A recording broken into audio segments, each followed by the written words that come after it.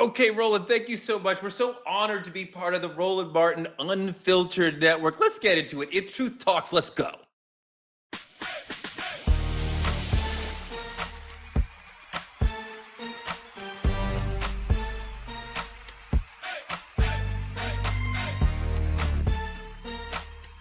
Are y'all ready to roll? Let's go. Welcome to Truth Talks. We're here on our new home with Roland Martin because we needed a bigger, blacker platform, but it's still the same opinionated, unapologetic, keeping it real, highly black truth-telling on Truth Talks. We are old like me and young like them. We are left and right. We're a little bit of everyone. So I hope you all will see a little of yourselves in the show. And if you don't, get in the comments and yell at us and tell us what we're doing wrong. Please give a warm welcome to the returning superstar, Dr. Cheyenne Bryant. How are you? What's going on, True Talks family? Y'all, it's your favorite doc. I can't wait to get into these topics tonight. I have a strong, unapologetic opinion, Torey, and I don't give a damn if you disagree with me. I'm going to keep it rocking. I know that's true. Please give a warm welcome to our new co-host, Dr. Sarah Fontenot. What's up? Super excited to be here. And just like Dr. B, it's coming with accountability, and we going to fight for our truth. So let's go, Truth Talks. And the smartest young brother I know, Dimitri Wiley. What's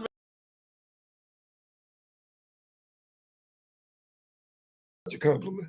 You know me, I'm Torey. I've been in the game since Dimitri was a baby, but we're not going to hold that against him. Let's get into it. Story number one. The trial of the century continues. We are in week 3. Diddy is fighting for his life against racketeering charges, sex trafficking charges. This is a wild case. I don't want to get into the minutia of it because that is everywhere. But this conversation is huge in our community. I think we are deeply divided in a way we haven't seen in a long time. Like when it was Bill Cosby, I think a lot of us were like, it's clear he's guilty. But on this one, I get into arguments in the street and online constantly. Women are divided on what Cassie should or shouldn't have done. True. Men are not sure what's going on. Dr. B, what do you think about what's going on with this trial and why we are so divided as a community about it? Yeah, Torey, I think that there's division because there's two different divisions. I think there's some folks who think that, hey, Cassie wanted this. She was in it for the money. She was in it to see, hey, what can I get? Can I get an album, a record deal, a TV show? This is the industry. I'm a young girl. I want to pretty much pay to play. And then there's a second group of people who are like, listen, no, this woman really fell in love. She was taken advantage of. She's the victim. She's experiencing Stockholm syndrome. And so she has, which Stockholm syndrome, just for everybody at home who doesn't know, Stockholm syndrome is that, when a victim falls in love with their abuser, and they tend to use it as a defense mechanism to say, hey, this person loves me. This is normal. It's okay. And they use it as a way to be able to still survive in that situation. But I want to say this, Torey, and I'll wrap up. I believe that it can be a mix of both. I think two things can be true at once. I think that she could have went into it and said, hey, look, I do want a record deal. I do want to become a big star. I want to be famous, and then begin sleeping with this man, fell in love with this man. Before you knew it, she was in over her head, and now she's getting her ass whooped, and now she's, getting abused. And at that point, how do I pull out? So I think two can exist. I don't think the community has to be so divided on that. I don't think she really saw any way to get out. She told one of his personal assistants, I can't get out. And she has this 10-album deal. So she's trapped in this paper prison. He controls her money. He controls her housing. And yet we still have questions about why she didn't leave. Sarah, why are we still asking questions about why she didn't leave? I am definitely one of those people that feel like she absolutely should have left, because for me, before I moved to America, the first time I was engaged, I was almost paralyzed by my first ex-fiance. A lot to get into. That's not the point today. Today, the point is that I left. And at the time, we were that couple in the city. We were the dream team in the city. And so for me to walk away from that, knowing that people were going to talk, being afraid of failure, being afraid that people are going to say, oh, you're never going to get married, all those doubts and fears that come into our minds, or even abuse that comes into the package. Sometimes we think that that's what we deserve.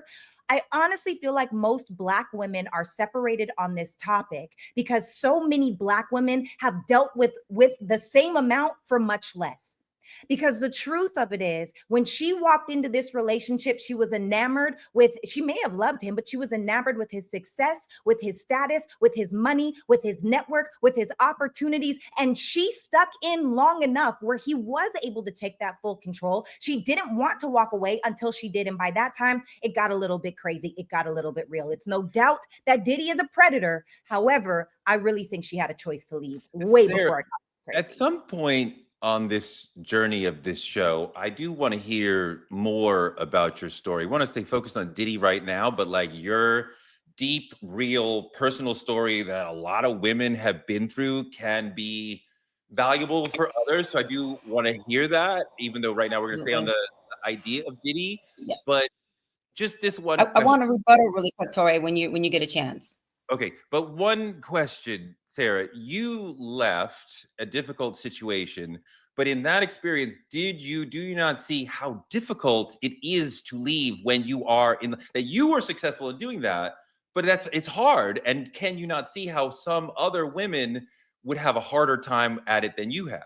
Of course it's hard, but anything great is hard. And I feel like it's such a cop out. To be honest, I'm just going to keep it real. I know people, like, there are real traumas that happen. There are real psychological traumas that are so deeply embedded inside of who we are that sometimes we move and operate from that space. But the truth is, we're choosing to believe that that's true. There are helplines that you can go to. There are websites, or there are places that you can go to. There are ways to actually get help if you're not the person that comes from a family that's going to support you, from a group of friends that's going to support you. There are ways to get out of it, but the truth is, you have to get out of your own way and tell yourself that you are worth it enough, love yourself enough, you're worthy enough to get out of that space.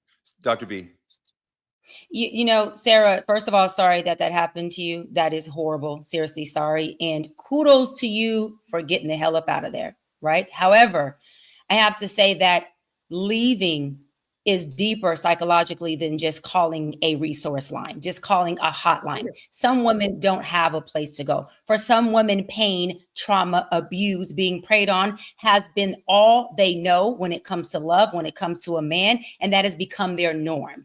And so to say that a woman who can't leave is a cop-out, I feel is some bullshit. And I think it's very insensitive to say that about other women. You were able to get out, proud of you, but there's a lot of women who have nowhere to go. Cassie was living with her mother. Cassie, her kids, and her husband are still residing with her mother, which means she had no resources. Torey just said that Diddy had full control over her money, full control over everything she was doing. This man was leaving knives at this woman's door, blowing up people's cars. And so for her, it may have been, look, if I leave, I will lose my life. Maybe me staying is getting my ass beat, but at least if I stay, I have a chance at living to at some point plan an exit strategy. So kudos to you, sis. Really love you for leaving, but not every woman has that opportunity to be able to exit an abusive relationship like that. For some women, it does mean their life and they don't have the resources. No, that last point is so important, that when you are trying to leave a domestic violence situation, you are at your most vulnerable. That is the stage of the relationship where women are most often hurt or killed, when the abuser sees the person he's been abusing trying to leave him and he's losing his moment of power. He will most likely, so she suffers knowing like that could be the, Dimitri, you haven't gotten in yet. What are you thinking about all this? Let me in. You know, I think the idea of it, this topic alone, speaking on the divide, is very touching to me, because I've experienced domestic abuse through family members. I've seen it. I've witnessed it firsthand.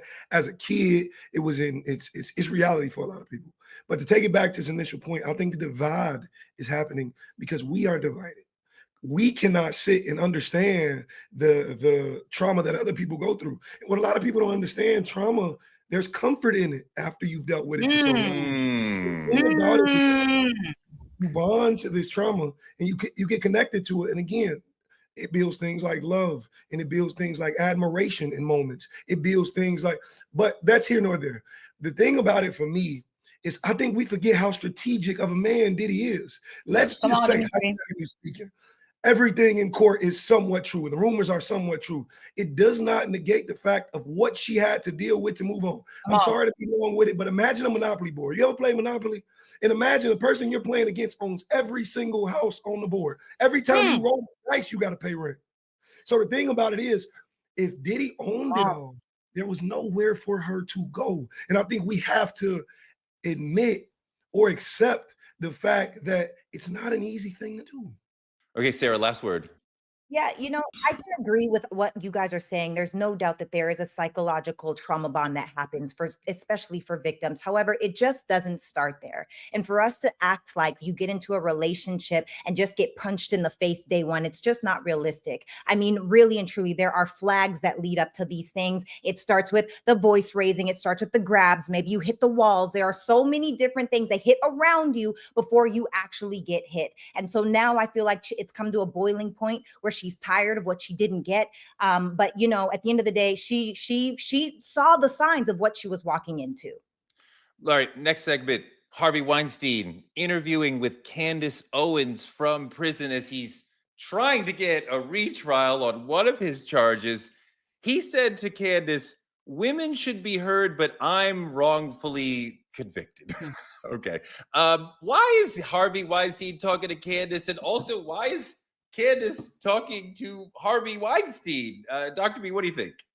So this is the thing, right? From some of my relationships and some things I've heard is that the interview is intended to help Weinstein in his upcoming court proceedings. He's going to fight these charges. And so having this interview with Candace, because Candace believes allegedly that he's an innocent man, that they are going to be using this as helping him fight this case. Do I think it's a good idea from his attorney? I don't know. But I mean, at the same time, you're talking about a man who's in jail for how many years? Anything at this point, he should be trying to work to help his ass get off of these cases. I don't think it's going to help. I mean, abuse. What he's done is what he's done. And so whatever, I just was told that, hey, look, the interview with Candace is because she's getting the biggest engagement. She has everyone's ear. And this is supposed to help him really fight and beat this case and dissipate some of this time that he's doing. Dimitri, you can't fight your trial from outside of the courthouse. You got to do it in the court of law. You can't do interviews and help your, that's not how you get out of jail. But I'm also a little confused because Candace Owens's project is anti-blackness. This has nothing to do with that. What are we doing here? The thing about fighting outside the courtroom, I just think it tells you the gravity of how much social media and public perception plays into trials and plays into the courtroom. That's one idea behind it. But the whole anti-blackness, I absolutely agree with you. Out of all the people you could interview, this is who you choose. This is who you choose. But I think that's the idea of trying to be grabbing and different and anti-black. I'm so glad you mentioned that. Sarah, go. Okay, I don't know if I know I'm going to be the villain on the show. Okay, oh boy, here we go. Here we go. Always looking for what is true, and the truth is, two things can be true at once. When I actually saw pieces of this interview that she was interviewing after the Weinstein interview, she was talking about facts, and she was saying how there were women inside of this case. Where were the women that were actually molested or touched or those type, not molested, sexually assaulted? Where were they inside of the courtroom? They weren't there. And then they asked, because I guess Harvey Weinstein allegedly has a physical thing that happened to him. And because he had this physical thing, there's something very specific about his man parts. And when they asked the women, what are the man parts? What's different about it? The women that allegedly were sexually assaulted by him could not answer the question. And you can't miss it because he had gangrene in the 90s and so had some things cut off. So I say that to say that, whether he is a douchebag, a terrible person, a predator, a manipulator, there's no doubt about that. But is he a criminal? Was it sexual assault? I don't know. There's still more to hear. I'm not saying I'm a Candace Owens fan, but I am saying I believe in finding out the truth. I mean, Sarah, one thing, there's so many people who have laid out. So, I mean, are we really saying we're talking, 50 women, something like that? Something absurd. Are we saying they're all lying?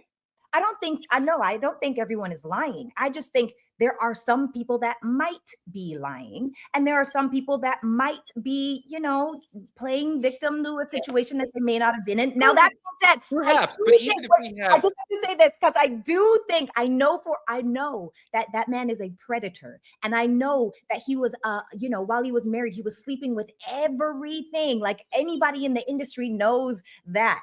However, did it happen to all of those women? I don't know. Doc.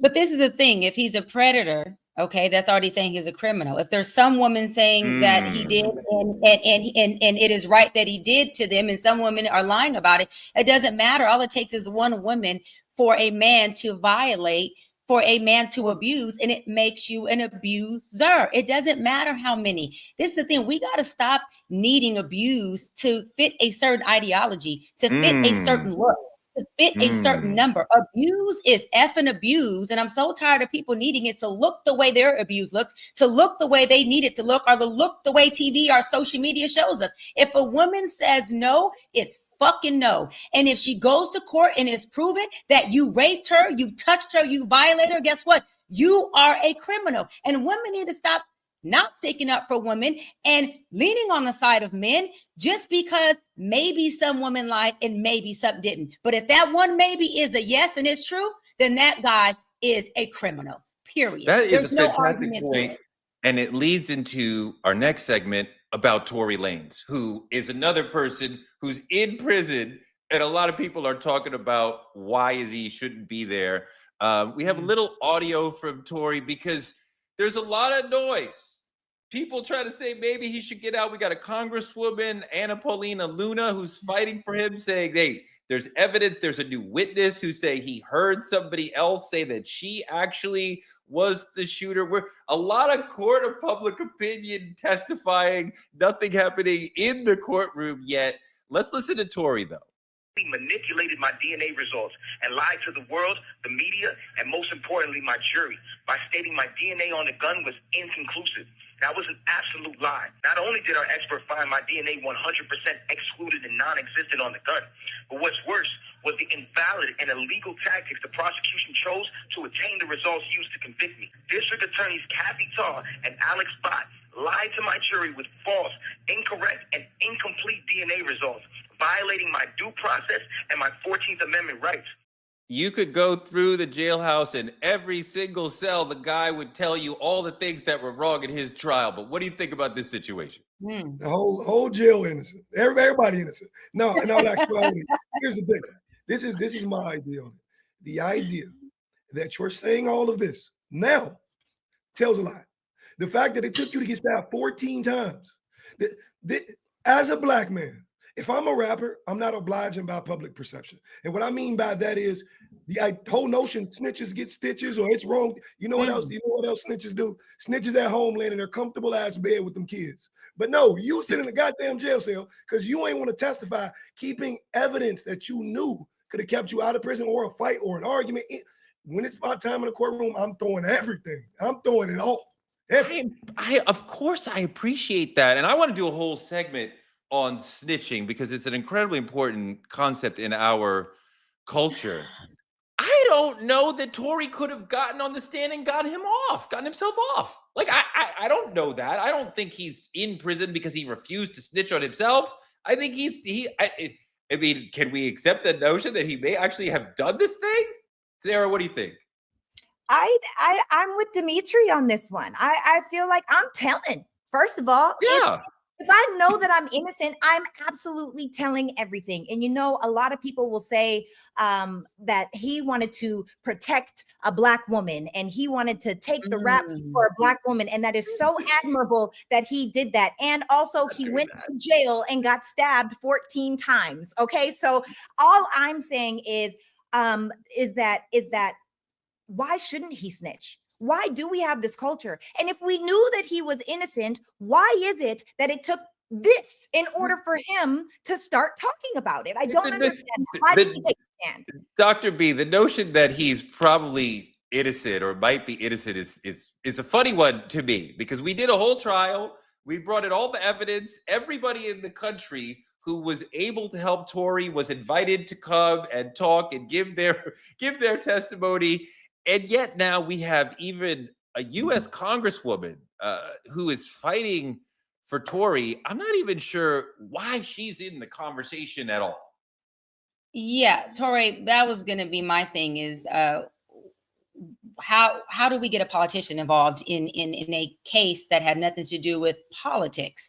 I do want to say this, though, because I'm very sensitive to people's livelihood. OK, criminal or not, I do want to just kind of put condolences out there. Not that he passed away, but give out some type of heartfelt prayer to Tory Lanez, because he almost lost his life in jail. So it's important to say, listen, you know, prayers to the family, prayers for his healing. However, to everyone's point, right is right, wrong is wrong. You don't go to court and take on time, put your life at risk if you know that you did not do the crime. Right. Time is for people who do the crime. And so I also agree with you, though, Torey. Do I think that if Torey would have stood up in court and said, hey, look, I didn't do it, here's the evidence, you know, she pulled the trigger, that it would have got him off? Absolutely not. I think that there was a no-win situation for this man. Now, we all don't know. I know one thing. They found 4 different evidence of 4 different fingerprints supposedly on the gun.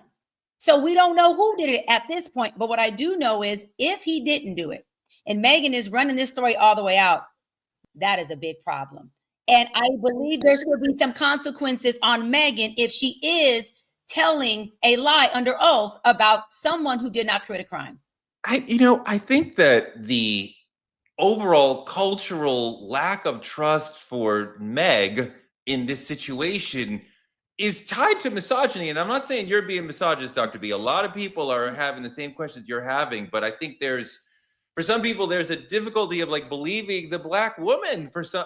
She said she was shot. I believe her. Meg is not that. I believe she was shot, Torey. We don't know. Listen, I believe she was shot based on court proceedings.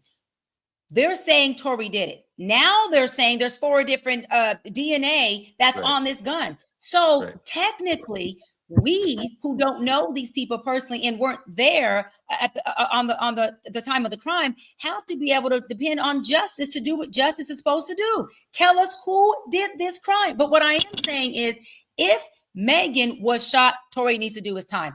If this story is falsified, then I believe there should be some consequence for Megan. People should not be able to go around and lying about crime, putting someone in prison, risking their life, and then just say, well, you know what? I just rode with it because I was upset. There has to be consequences on both sides. Dimitri.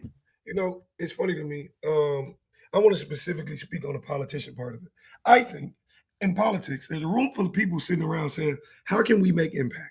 I think when people run for presidency, they bring rappers out, they bring the most influential people out who can garner the attention of others. I think it was a room full of people who said, hey, you heard about this fingerprints thing with Tory Lanez? Maybe we could jump on that. Maybe that'll look good for us. Maybe we can find us a good little fingerprint in their culture. Let's jump on that. And I think that's exactly what's happening. But I think it may be a little too late, because right after trial, it's entirely too late. No, that's a fantastic point. That clearly the politician sees some value for her. No politician will ever do anything that is not meant to benefit them, either with votes or with campaign finance cash. So it'd be like, we're always going to see that. Hold on. I want to move on to one of the big topics that we want to deal with today, because social media is such an important part of our community, of our culture. This is a central issue for us on this show and in this culture. There seems to be maybe three or four people who control all the major social media platforms we use. So you wonder if there's sort of a weaponization or a war that we don't see, as far as, are they feeding us information, tweets, TikToks, Instagram posts that aren't in our best interest? You know what I mean? Like, Sarah, what do you think about the impact of social media on us, on Black people? I think the impact is wildly impactful. And what I mean by that is inside of what's happening in the world, especially us being the biggest consumers in the nation, we're constantly consuming. And what comes with that is we also have this flashy thing because we want to show our success, even if we don't have it.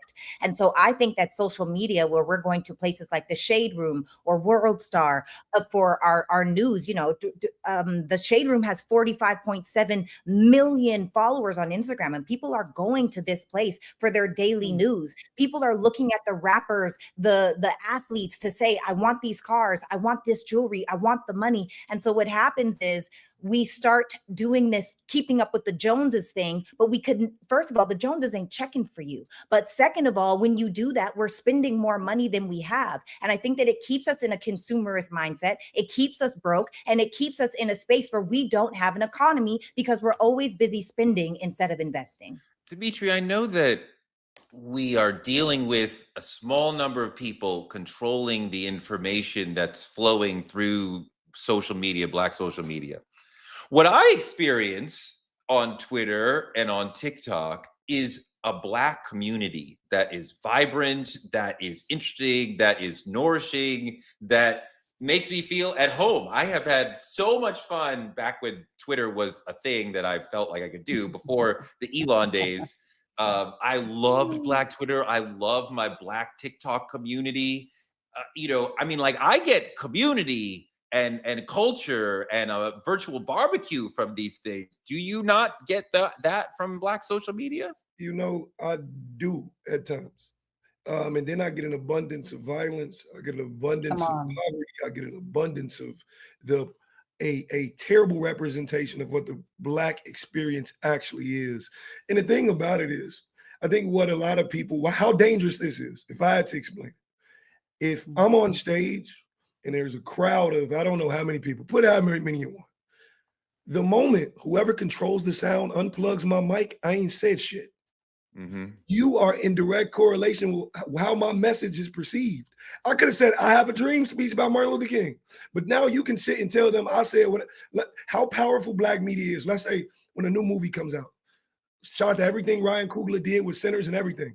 The moment Black culture jumps onto something, it elevates. Yes. Look at what happened with Ryan Coogler and everything they got going on. I think the thing about it is there's just a perception of Black culture that's actually missing coming from these three people who control the narrative. And that's the problem. I saw a lot of Sean King's videos on Instagram and Twitter. That was a huge thing for a while, Dr. B, because putting aside the specific conversation about him, whether or not he's Black, all that, he would show like the hardcore Black people getting traumatized, victimized by police or like all the time. And it was hard for me to watch. And it was liberating when even like hardcore Black Lives Matter people were like, I stopped following him because I can't pay attention to right? Social media is giving us every shooting, every beating, every lynching. And it's hard when you pay attention to every news story where a Black body is destroyed. That is very, very difficult. You know what, Torey? Love that you said that, because I call it social media Black on Black crime. And let me tell you why. Because it is the war that we don't see. Because to your point and Dimitri's point, there is a narrative that social media is creating, but it's also the narrative that we as Black people are on there creating and perpetrating. And that happens to be the narrative of a lot of crime. It happens to be the narrative of this whole, pimps and hoes, this narrative of this player, this narrative of, broken families and broken homes and baby mamas and baby daddies. There's not the positive representation that's needed on there. And what it's doing is it's silencing our positive, good Black voice, and it's teeing up the negative Black voice, which is dangerous for people who don't know how to differentiate the difference. For the people who are scrolling about 90% of their day, they're not reading books, they're not looking at YouTube videos, they're not listening to anything that is educational or that can teach them the different identities that they can identify with that can actually be an attribute to themselves, to their family, and generational wealth. And the issue with it is we have parents who have kids who are the main social media black on black criminals. And they're teaching their kids this, and that's called learned behavior. That's how we create generational pathologies and dysfunctional norms that do not serve us, that turn into systemic racism within each and every one of us. I know. Yes. Yeah. Yes. But also, I have felt so educated by my black brothers and sisters, especially on TikTok, where some of the other ones, you communicate, Twitter, you communicate so short, right? Like 140, you can't get a full idea out. But like in a 2 or 3 minute video, you can educate me on what's going on with black farmers in Nebraska, or the real story in South Africa, or you don't understand the way the police statistics are manipulated. And I'm like, I am constantly learning and looking at these little TED Talks where I'm like, oh my God, I'm getting so much education. And this is part of why, Dimitri, why they want to shut down TikTok, partly because of the information flow. A lot of people keep saying it's really that we are talking about Palestine with such freedom that scares a lot of the people in power. And we've seen social media used in this way with the Arab Spring and other to be part of the revolution. I think that if we are actually going to have some sort of revolution in this country, social media is going to have to be part of it. It's amazing because it's probably the most powerful part at the moment. It's the most influential thing going on in modern generation, clearly. But the thing about it is, I think it's a difference when we look at platform per account, per what lives in this social media. So if you go into, I think the thing about it is these three people control the algorithms. So they can push whatever they want you to see at you more than you think they might. So let's say TikTok, for example. Of course, there's great space to learn, great space to conversate, great space to do this. But if you see one black bad experience, all that's set to follow is 27 more. Your For You page is going to look nothing but black this, black that. And Torey, this is a question I have for you because I look up to you now. I just want to know your perspective on it. If we're looking at it as black men, black women in our culture, and we're saying, damn, this may be wrong, or damn, this may not be all we need to see. How are other people looking at it saying, do you think there is a race that's saying, look how much black death is shown on TV. Look how much we can get away with. No, I know. I'm sure that some white people are encountering this stuff and it has an impact on them. I think about this a lot because these sort of stories really live in us and resonate for us. Like, I think that like any of us could name 10 or 20 black people who were like infamously killed like by police that became like big, huge stories, right? And like we may not say the same 20 names, right? Like you may say some names that I don't say, I may say some, all that, right? White people are maybe doing like one or two, right? Like they remember Trayvon Martin because we made a big deal out of it, right? But like, do they really think about all this in the way we do? Dr. B, I don't think they do. This is my thing, Torey. Whose problem is this? Who's creating this narrative? Who is somebody putting, because I always hear you say white people are our biggest problem. White people have caused a lot of problems and they are the nucleus to many of our problems. But in 2025, Torey, the last I checked, my hands are free, brother.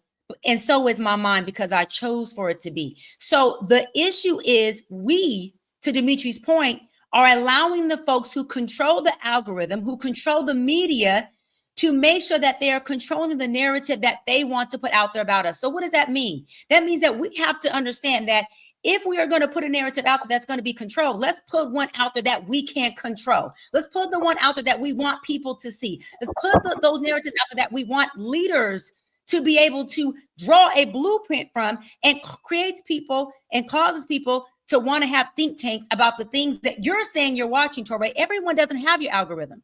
Love your algorithm. True. I wish all of us had your algorithm, but everyone's not watching videos on education, on Black representation. So you got other folks that are doing it. I stand on the fact that we are in our own way. And until we take back our problem being outside of us, our power will stay outside of us. We have to be the ones that create things differently for us. Dimitri. The thing about it is, for me, as I sit here and I ponder on this, I said to myself, who is it? Like, who's the problem? And for me, I'm gonna give you just one off top. Everything World Star does, I disagree with. Let me tell you why. There's two ways to get on World Star: either pay for it or a negative action. You got to kill somebody. Somebody got to die. I don't know if y'all heard about this young man. He's a rapper. Recently got caught in gunfire. His name was Skilla Baby. He's part of this new generation. The YNs know him well, but it was reported that he was shot. But it wasn't reported that he was praying on Instagram Live 2 days before. That he was doing something completely out of his normal. That wasn't reported, and that garnered the exact same amount of likes, if not more. But we report that. All we reported to negativity, and that's my problem. That's why I don't subscribe to World Star. Here's part of the challenge with what you're saying, that the people, the oligarchs who control our social media, all of them are conservative, right? They may or may not be Trumpy. They probably are, but they're all right-wing. And they quite often are shaping the algorithm so that conservative voices are privileged, right? And progressive voices are pushed down. This is part of why the whole sort of TikTok, the whole Twitter thing died for me, because Elon came in and made it very froggy, very conservative. And I'm like, I can't deal with this anymore. Sarah, as a conservative, I think even you would understand that America is better if we have balanced voices, right? A balanced menu of voices, both conservative and progressive, and not just conservatives pushing their voices and pushing down the progressive voices. I definitely agree. And I think the biggest challenge for us is the fact that so many of our people can be bought. And what I mean by that is, as long as they're shaping the narrative, they have to have us in order to push it out, because we're leading the trenches, right? It's our people that are leading the trenches of what's cool and what's popular, what's necessary, what's needed. And as long as we are being puppeted out front and taking that check, it's going to be okay. And so it's funny to me because, you know, you see these people on social media. Dimitri was talking about how it's negative or you pay for it. I'm seeing little girls twerk in front of their families because that's cute now. And that's not cute. Why are little girls doing grown woman things? Because they think that that's what's popular, because it's these artists that are put out here that are showing you that it's okay for you to wear booty shorts and have your butt cheeks out in the grocery store. I am shopping for food. I do not want to see your naked body. And that is the problem with this day and age, that a lot of people have gotten to a place where we are so desensitized. We are so desensitized that everything has become okay. Now and overly sexualized. Now you see the reason why I don't go to the grocery store in Canada. But I want to show you a video based on what you just said. This is hard Connecticut. This is hard. Me either. This is, go ahead, hold the wig up, man. See that shit for real. You know what I mean? Take the wig up. Take the wig. Let that bitch out.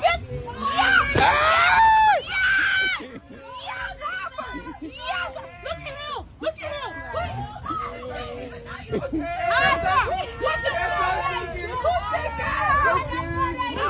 Coochie girl, Connecticut. All the other bitches get laid and leave. Let's pop that pussy on Dimitri, 100,000 likes, 4,000 comments, 30,000 shares. Oh, I got you. I know what Pride. She's so happy being herself. She's so comfortable in her body. What do you think? It's not that's not what it is. That's not what I'm looking at. That's not what I see. I see the power of influence. I see the power of 30,000 shares, the power of 4,000 likes. I see the power of whatever the statistics is. I see influence. The thing about it is, if this was some regular young woman who snatched that wig off in public, it'd be a fight. But you let Suki good. But that was her friend. That was her friend did it. She don't even know that lady. She don't even know that lady. The thing about it is, for me personally, it's disturbing. It is terrible. And the thing about it is, a lot of young women. You found that terrible and disturbing? Absolutely. Man, listen. First 100,000 likes, 30,000 shares. That's disturbing. It's not a fun night for the sisters out in the parking lot. Hold on, Sarah. I know Sarah's disturbed. So let you blow your gasket and flabber your gasket. Go ahead. Oh, my flabber is gasted. Okay, I'm so upset by this. I don't get a lot of outrage. Okay, but why is this okay? Why is this something where a young woman thinks that this is okay? Well, you know what? I heard a statistic that in this day and age, because we are pushing this hookup culture, this over sexualization, this over desensitization, because we are pushing these things. Did you guys know that it has been said that women from the ages of 18 to 23 have slept with more men than women that are over the age of 53? We don't understand how images like this are creating a dynamic. So now we are stepping completely outside of ourselves. That doesn't show me confidence. That's not a woman that loves her body. That is a woman that is desperate for attention. That is a woman that wants to be accepted so bad instead of accepting herself, which goes back to the beginning of this. We need to have more self-love. Dr. B, I see coming out of a long history of Black people struggling to love ourselves, our curls, our curves, our larger things, our Africanoid features. I mean, my God, before Sarah was born, we had a whole campaign called Black is Beautiful, where we had to teach Black people. We were talking to Black people and teach them we are beautiful, our natural hair, our natural nose, our big natural lips, like we are beautiful. And this sister is enjoying herself. She is comfortable in her body. She is clearly like happy and having fun, and like she loves herself. And like Lizzo would be like, salute to you, sister. You're getting the message. What do you think? I think it's a deep-rooted identity crisis. I think it is an act of self-hate being externalized. I think that all of the validation that she's never received. You think that's self-hatred? Correct. All of the validation that this beautiful young woman has never received from daddy issues, mommy issues, and whatever else she's experienced from trauma is externalizing so that she gains that. She is working from a deficit and doesn't know her worth. Worth isn't a weight class, okay?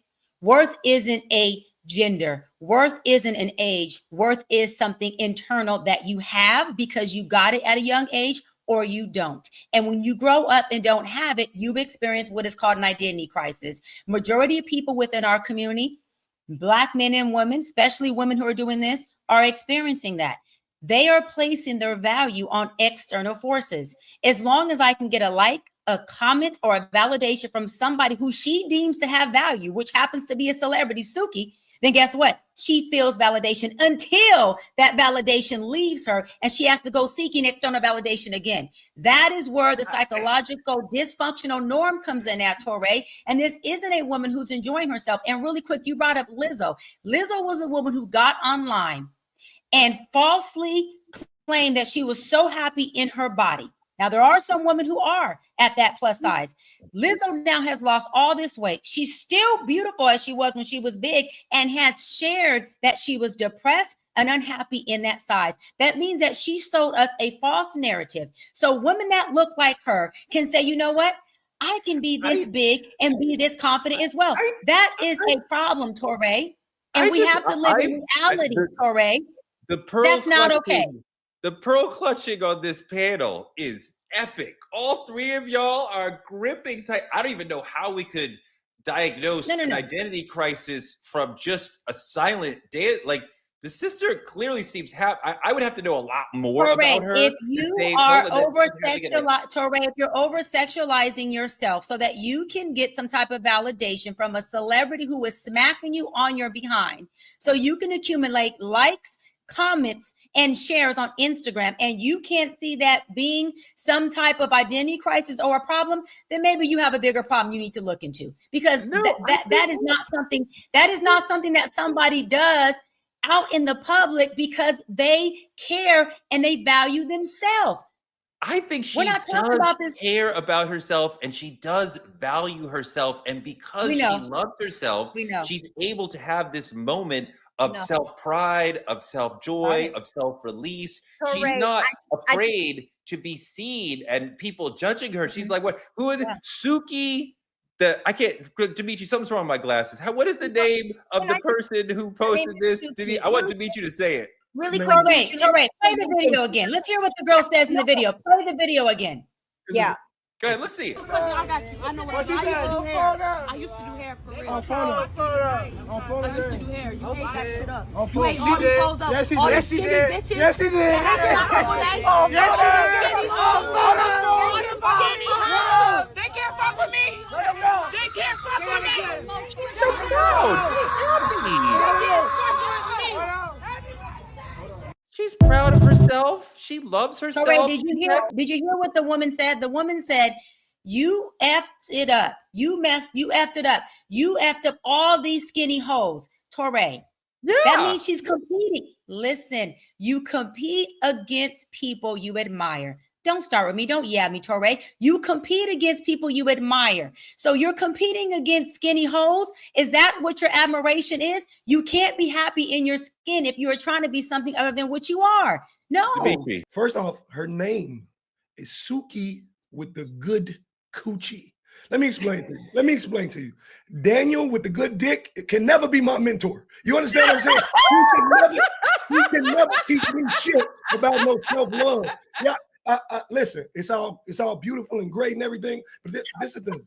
I think there's a difference from being happy for a moment and being happy when you go home and lay your ass down. Yep. Yes, she might feel validated right there in that moment. This is the highlight of this young woman's life. Why? Because Suki, I ain't even gonna say it again. No, say it again. Because Suki with the good coochie gave her a compliment.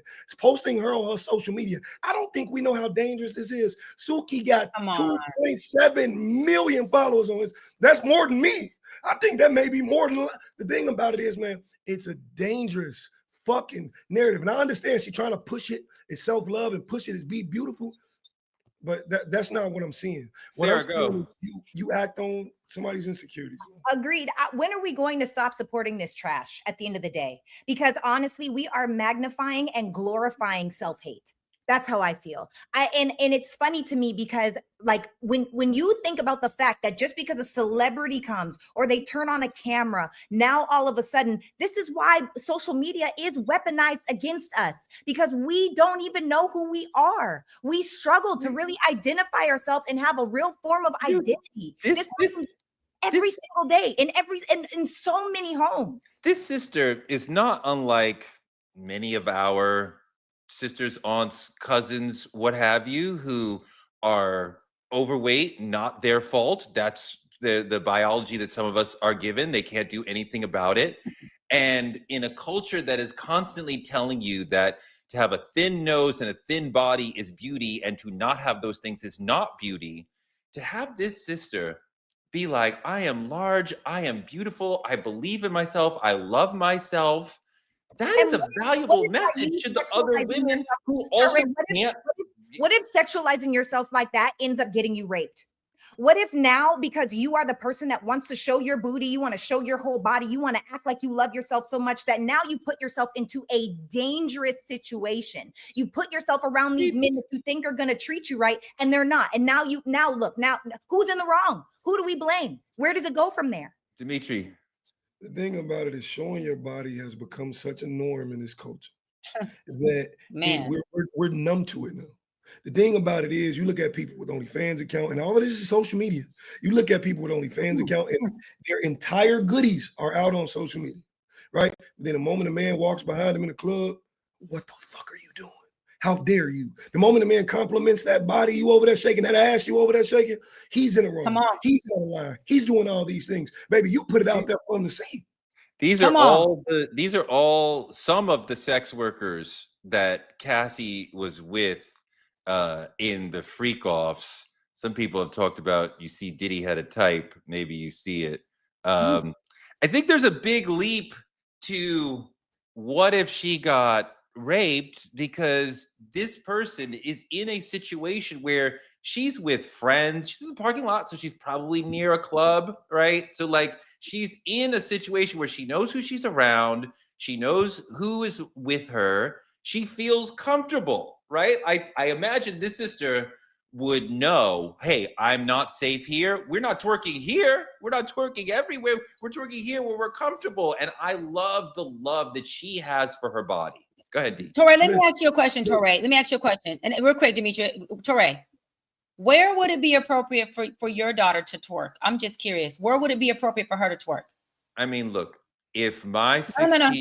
16-year-old child was in the house with people who know and respect and love her and know that her main goal is to get to college and to get to a career, and that's not the main thing, right?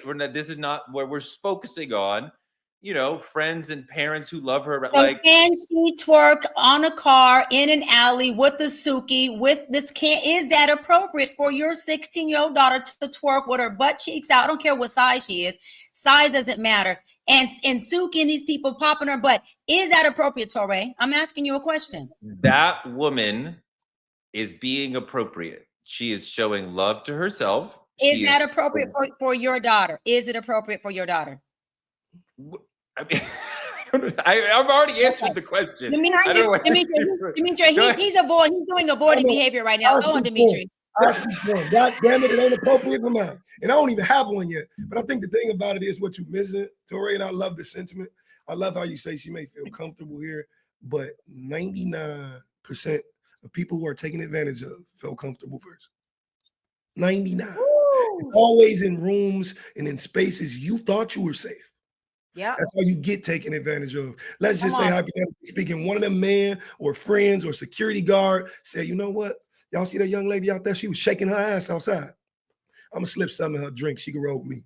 And all I'm saying is, the thing about it is these days, money moves everybody. So them same friends, the same guy you hear in the background gangbanging on phone them this, on phone them that same dude you hear in the background, you don't know what he's willing to do. The moment something becomes comfortable to him. And that's all I'm saying. That's all I'm saying. I gotta say, bring shame back. I think that's the problem. We have gotten soft as a generation where we allow anything. And this is the problem with allowing anything. You've got people that clearly are displaying that they don't truly love themselves. Because when you love yourself, you have standards, you have boundaries, you have exclusivity. There are things that you have when you respect yourself. Nothing about this says, I respect me. We've got to bring, and maybe that sounds crazy, bring shame back. This, I would be ashamed because now we have parameters and boundaries in which we operate for our lives. If this becomes okay, if your 16-year-old daughter were in the grocery store, because this is how people are also dressing in the grocery store, Torey. People are dressing like this, going for a walk in the park, and it's crazy. Why? Because there's no shame. Why? Because social media is weaponized to show us as Black women that we don't matter, that the only thing we're good for is sex, that it doesn't matter what we actually want, and we are able to be these sexualized beings that everybody sees today. We are the most sexualized group of people, and this is why.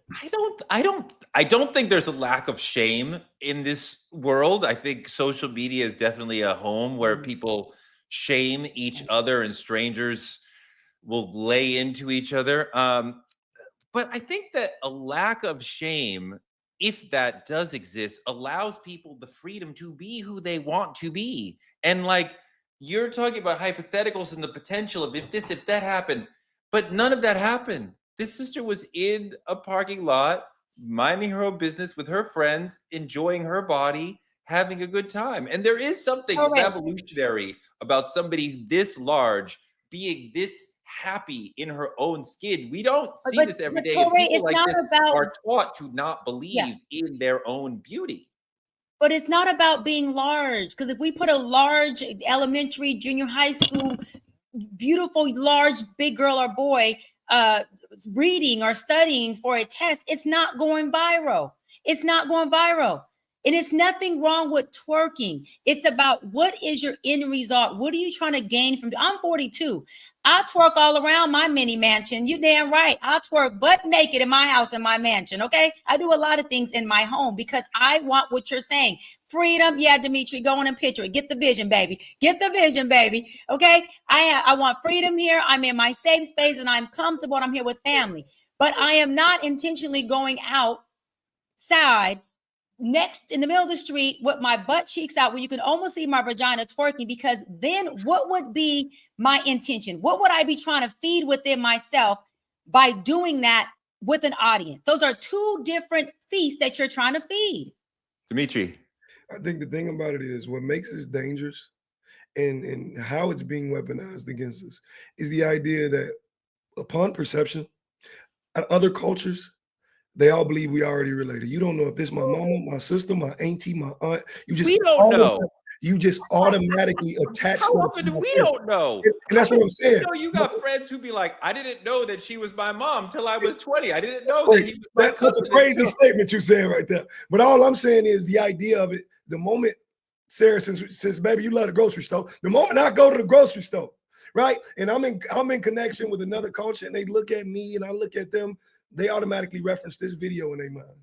This is the perception they have of all culture, no matter where we are. All they're going to remember, and it's a psychology thing. You are more likely to remember the negative behaviors and connotations you've seen than you are the But positive. here's the thing, Dimitri, right? Like we had a black president for 8 years. He has a beautiful black wife. 8 years. I mean, they've been married forever, but she's a superstar in America for 8 years. She's the most admired woman in America for many years. So I'm supposed to be afraid of one video that gets a couple million likes, but like, because why? I mean, I don't conduct my life based on what will white people think. Like that to me is an incredibly reductive and destructive way to look at the world. And like, if you look at that after years of looking at Barack and Michelle and Oprah and you go, well, they're just that. Well, there was nothing that we could have done to save you, right? From hating us, from being anti-black, because we gave you amazing images of brilliant, beautiful, intelligent, black, classy black people, right? Over and over and over. But this goes back to the algorithm. The censorship of progressive voices is still an incredibly important and dangerous thing, which leads to an entire political calculus, a political mindset where we don't even understand the full issue because we're only getting one side of the story, because we're only having one side, because progressive voices are being silenced by the Elon Musks and the Mark Zuckerbergs of the world, right, Dimitri? Yeah, you're absolutely right.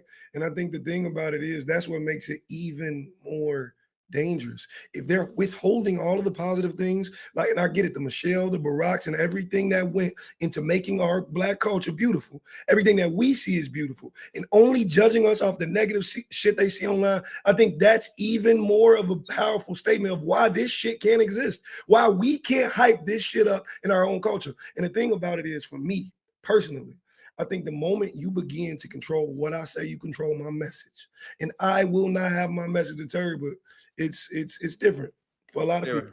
Sarah, go. Yeah, once you start censoring and suppressing what's good and you amplify what's bad, we start to create the narrative that that's all that there is. And that's really the issue. Yes, we have the Michelle Obamas and the Oprahs and for each one of those, there's 1,000 others that are doing twerking videos. And those twerking videos are what is getting pushed out in the algorithm and amplified, where they are getting 100,000 likes, 100 million likes, whatever it could possibly be. And I just feel like it's not right, because now little black girls are looking up thinking the only way for me to matter is to have attention instead of respect, is to have people look at me instead of have people value me. And that's my challenge with social media. You have to be so intentional with it, but we live in a world where social media, your friends, your family, your colleagues, your schools, that's really what's raising our children, no matter how good of a parent you are. So how do you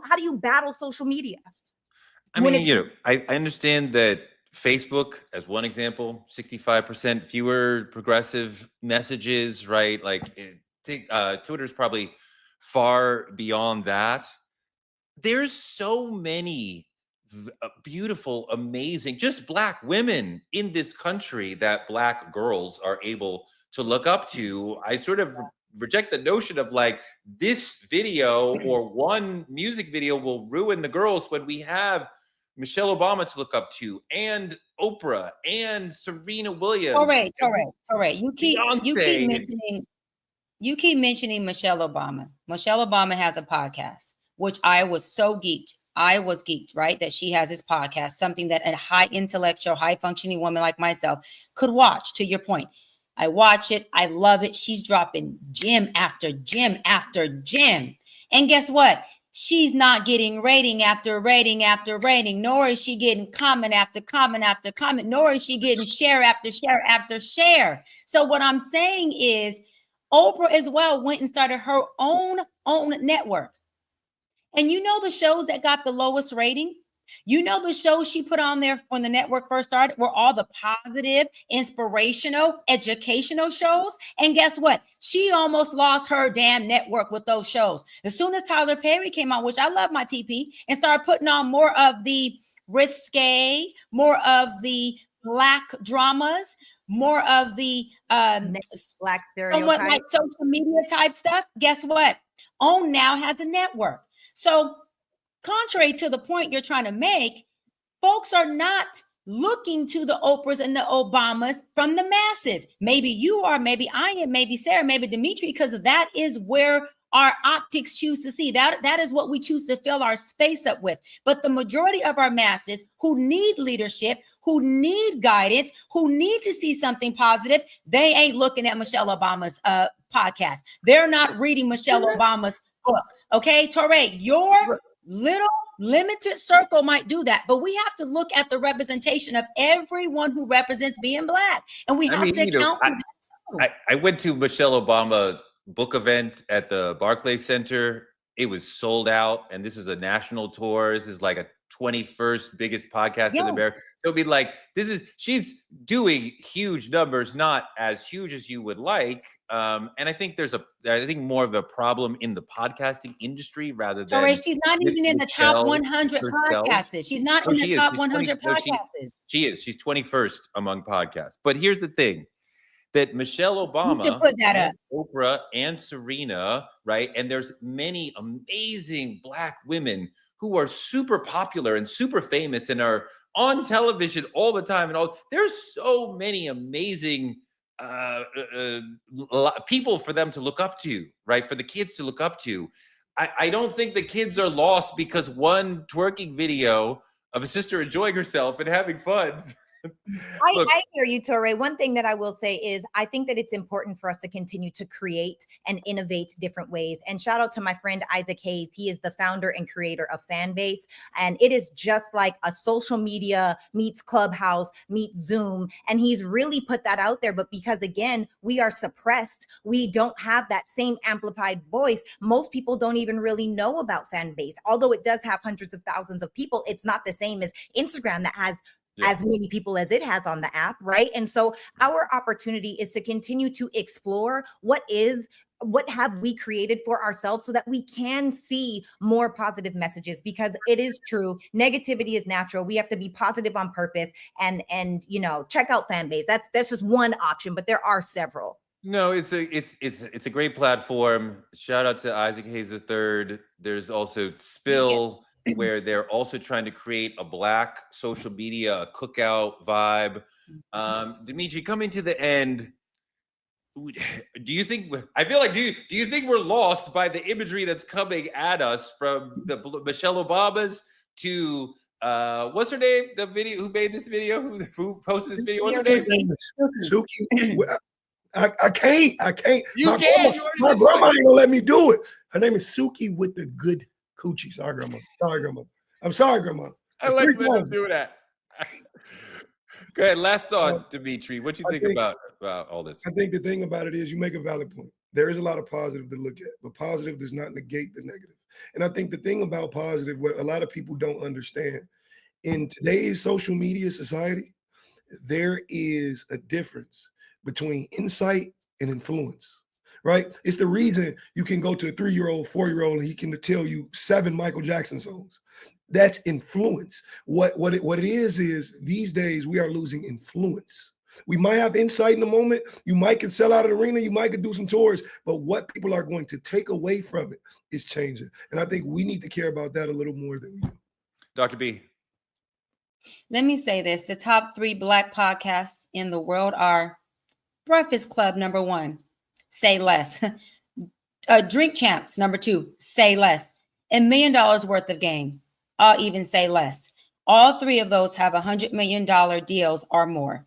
Okay. Club Shay Shay is up there, but he's not the top 3. Why am I saying that? Because that means that those are the podcasts that we Black folks listen to the most. And again, Michelle Obama wasn't in that top 3, as I just stated. So we have to make sure that shows like Truth Talk is giving a representation for everyone Black, but we're also providing resources and guidance as to where the folks who are listening to these podcasts can go to other places like True Talks. And we have to make sure that we are creating a Black voice that represents the positive, but keeps it very real about the negative and the issues that we have to work on as Black people. We cannot create issues, hide our hands, and then say somebody else's problem. As long as we keep it out there, it's not in-house. And we can do more with things that are in-house than we can with things that are outside.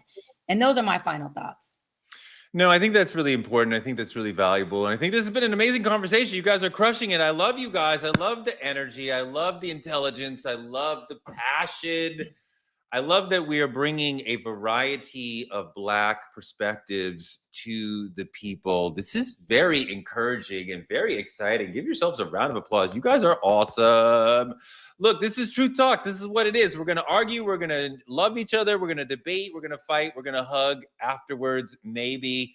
Like, comment, and subscribe on our YouTube channel at TruthTalks-Live. You can always watch us here. Black Star Network, Roland Martin Unfiltered, at youtube.com, at Truth Talks-Live. Support Black media. There's all sorts of links on the screen that let you support us and the wonderful people who are on the show with me and the wonderful people behind the scenes who make all this happen. We could not do this without all of them. Thank you. This is Truth Talks. We'll be here every night at 8 p.m. We'll see you tomorrow.